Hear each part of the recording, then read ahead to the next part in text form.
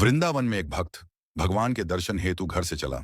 जब मंदिर के पास वाली गली में पहुंचा तो देखा मंदिर के समीप एक मिठाई की दुकान थी। भक्त ने दुकानदार से कहा, भगवान के लिए प्रसाद में पेड़े दे दीजिए। दुकानदार पेड़े तोल ही रहा था, तभी उसकी नजर सामने खड़े एक बच्चे पर पड़ी। छोटा सा बच्चा चिलचिलाती धूप में नंगे पैर तपती धरती पर खड़ा था, हाथ में फूल मालाएं ली। वो पुकार रहा था, भगवान के लिए फूल ले लो, फूल माला ले लो। हर आते जाते भक्त की दृष्टि उस बच्चे के पैरों पर पड़ी। न चप्पल न जूते। धरती इतनी तप रही थी कि बच्चा कभी एक पैर को ऊपर रखता तो कभी दूसरे को। वो तपन से बचने की कोशिश कर रहा था, पर आवाज में समर्पण था, श्रद्धा थी, प्रेम था भगवान के लिए। भक्त से यह देखा न गया। उसने मिठाई वाले से कहा, प्रसाद यहीं रखो, मैं अभी आता हूं। वो पास की चप्पल की दुकान पर गया, नन्हे से बच्चे के लिए चप्पल खरीदी, फिर लौटा और बोला, लो बेटा, इसे पहन लो। बच्चे ने चप्पल देखी, फिर उस व्यक्ति को देखा, फिर आंखों में आंसू आ गए। उसने पूछा, क्या आप श्री कृष्ण हैं?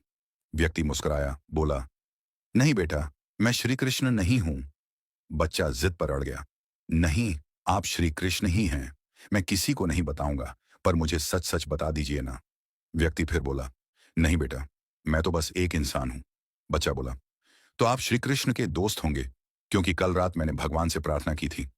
भगवान, बहुत गर्मी है, मेरे पास चप्पल नहीं है, मेरे पैर जलते हैं, कृपा करके मुझे चप्पल दे दो। और आज आप आए चप्पल लेकर, इसलिए आप जरूर उनके दोस्त हैं। उन्होंने खुद नहीं आ पाए तो आपको भेजा है। यह सुनकर भक्त की आंखें भी भर आईं। उसने बच्चे को गले से लगा लिया और कहा, हाँ बेटा, श्री कृष्ण ने ही मुझे भेजा है। अब धूप में तुम्हारे पैर नहीं जलेंगे। तुम छांव में खड़े होकर भी फूल बेचोगे और तुम्हारे फूल जरूर बिकेंगे।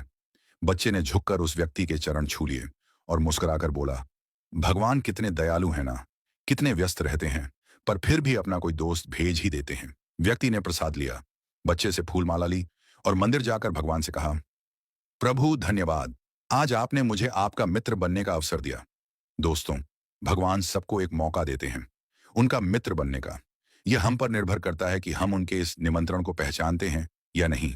हर व्यक्ति, हर जीव भगवान के सामने नतमस्तक होता है, भगवान के सामने अपनी इच्छा रखता है, भगवान को अपने दुख बताता है, अपनी परेशानी बताता है, भगवान के साथ अपने हालात साझा करता है, और भगवान किसी भी जीव के भीतर प्रकट होकर के उस व्यक्ति की मदद करते हैं। यदि आप चाहते हैं कि आपको भी वो मौका मिले कि भगवान आपके भीतर प्रकट हो, तो दूसरों की मदद करना शुरू कर दीजिए। इससे आप भगवान के मित्र बन जाएंगे। क्या आप तैयार हैं भगवान के मित्र बनने के लिए?